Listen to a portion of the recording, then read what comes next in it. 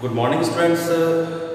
मैं कन्हैया सिंह तोमर, कक्षा 9 जीव विज्ञान विषय। आपको पिछली वीडियो में हमने जाना था जीव विज्ञान क्या है, सजीव किसे कहते हैं और जीव विज्ञान से संबंधित कुछ महत्वपूर्ण तथ्य है। आज हम difference between unicellular and multicellular organism, एक कोशिकीय और बहुकोशिकीय जीवों में अंतर की चर्चा हम करेंगे। पाठ का नाम है हमारा जीवन की मौलिक इकाई, the fundamental unit of life. तो ये फंडामेंटल यूनिट ऑफ लाइफ मैं एक बार फिर से याद दिला दूँ। जीवन की मौलिक इकाई कैसे कहते हैं? कोशिका को कहते हैं। किसको कहते हैं? कोशिका। सेल। What is cell? कोशिका क्या है? आप उत्तर दे सकते हैं कोशिका जीवन की मौलिक इकाई है, या हमारे शरीर, जीव शरीर की कोशिका क्या है? जीव शरीर की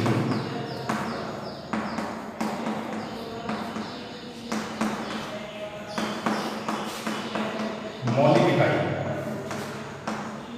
मौलिक इकाई का शाब्दिक अर्थ है अर्थात जो जीव शरीर होता है वो असंख्य कोशिकाओं से मिलकर के बना होता है। असंख्य, बहुत सारी कोशिकाओं से मिलकर के बना होता है।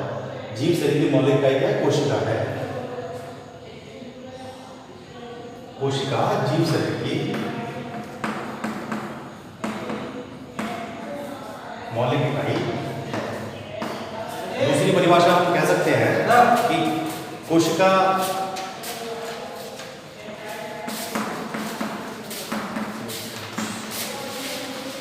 हमारे शरीर की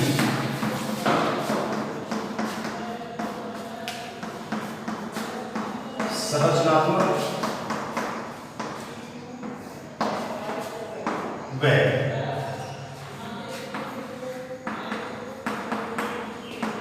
क्रियात्मक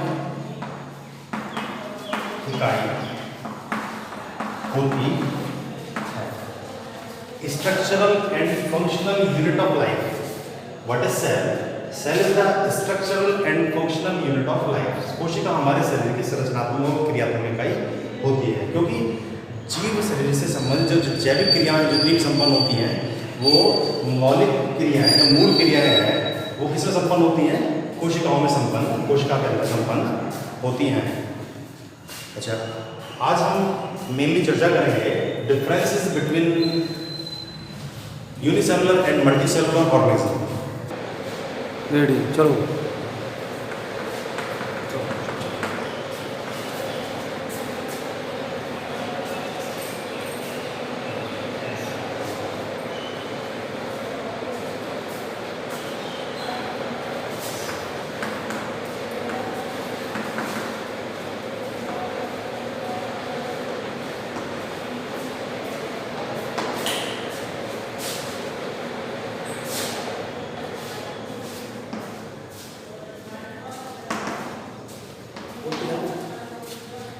Now we start differences between unicellular and multicellular organism. एक कोशिकीय और बहुकोशिकीय जीवों में हम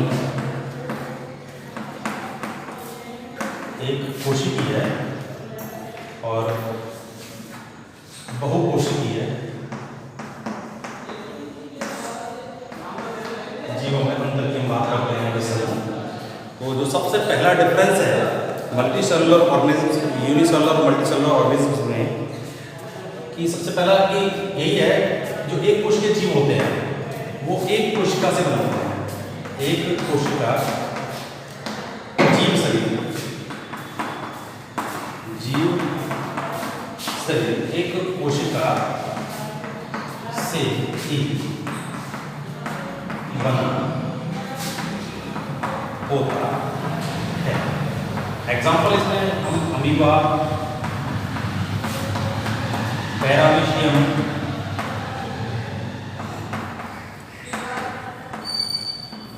यूग्लिना,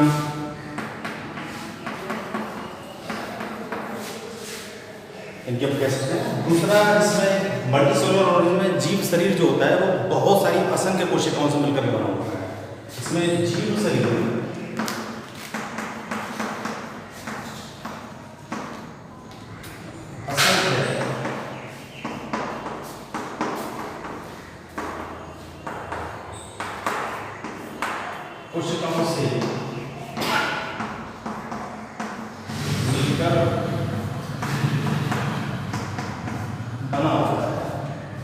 तो पहला डिफरेंस समझ में आ गया होगा, फिर से रिपीट करता हूँ मैं कि जीव शरीर जो होता है एक कोशिकीय जीवों में एक कोशिका से ही मिलकर बना होता है, एक कोशिका से बना होता है। जैसे एग्जाम्पल मैंने अमीबा, पैरामीशियम, यूग्लिना, ये एक कोशिकीय जीव।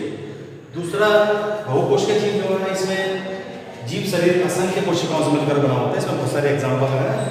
मानव असंख्य कोशिकीय मल्टीसेलुलर ऑर्गेनिज्म है।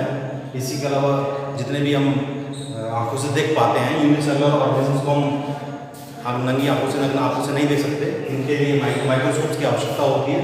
जबकि बहुकोशिकीय जीव होते हैं वो हमें साक्षात दिखाई देते हैं, आंखों से उनको देख सकते हैं। अच्छा, दूसरा जो इसमें अंतर है,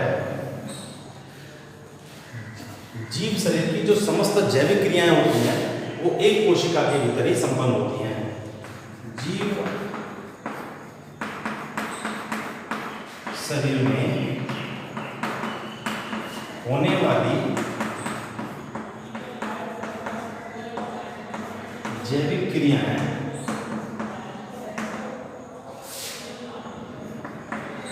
एक कोशिका में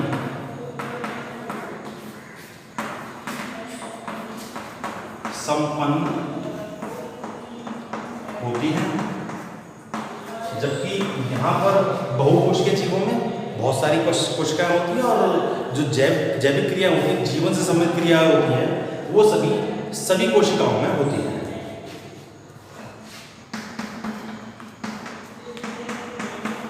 जीव शरीर में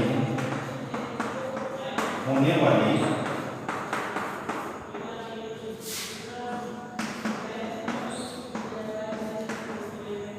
जैविक क्रियाएं सभी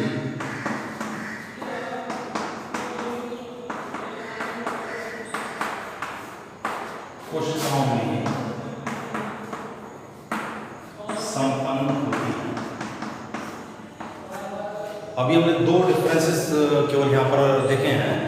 तो दोनों डिफरेंस में पहला डिफरेंस जो है वो जीव शरीर जो एक कोशिकीय जीव है उनमें जीव शरीर एक कोशिका से मिलकर बना होता है, जबकि बहुकोशिकीय जीव जो है उनमें जीव शरीर असंख्य कोशिकाओं से मिलकर के बना होता है।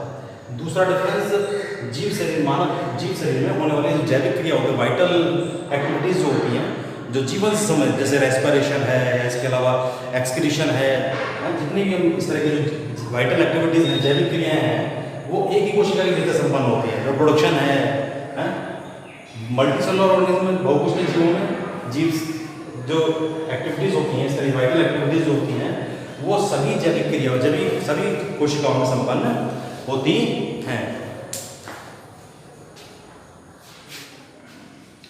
नेक्स्ट थर्ड वन इज एक कोशिका की जब मृत्यु हो जाती है, एक कोशिकीय जीवों में कोशिका की जब डेथ होती है तो उसकी डेथ के कारण जीव शरीर मर जाता है, पूरा जीव ही खत्म हो जाता है। एक कोशिका की क्षति होने पर जीव समाप्त हो जाता है।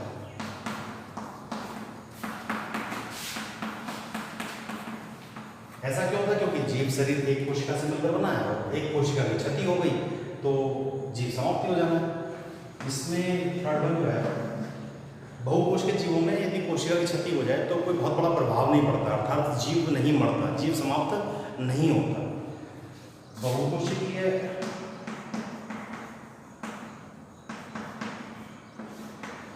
जीवों में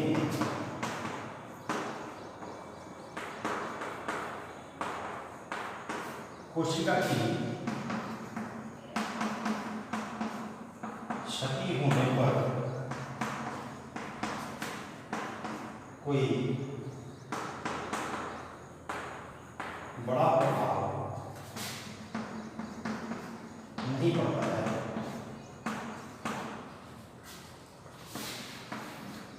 नेक्स्ट नंबर जो है, एक कोशिका जन्म में जब पार्टिसिपेट करती है तो उसका प्रोटोप्लाज्म, उसका जीव द्रव्य वो डिवाइड होता है और जीव द्रव्य नेक्स्ट जनरेशन में ट्रांसफर हो जाता है।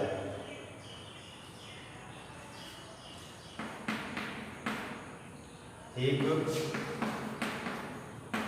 कोशिका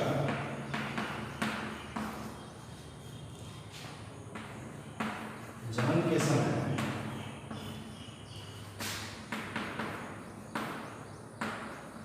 जीव द्रव्य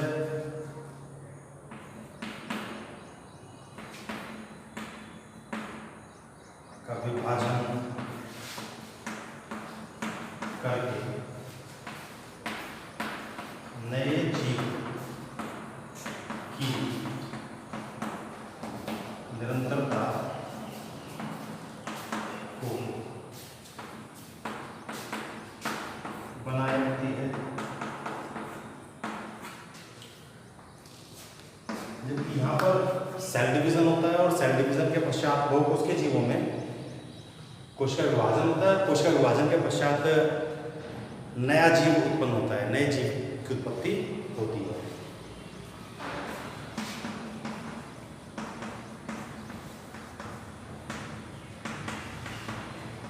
कोशिका विभाजन होने से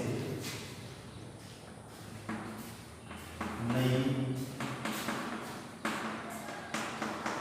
जीव जाति की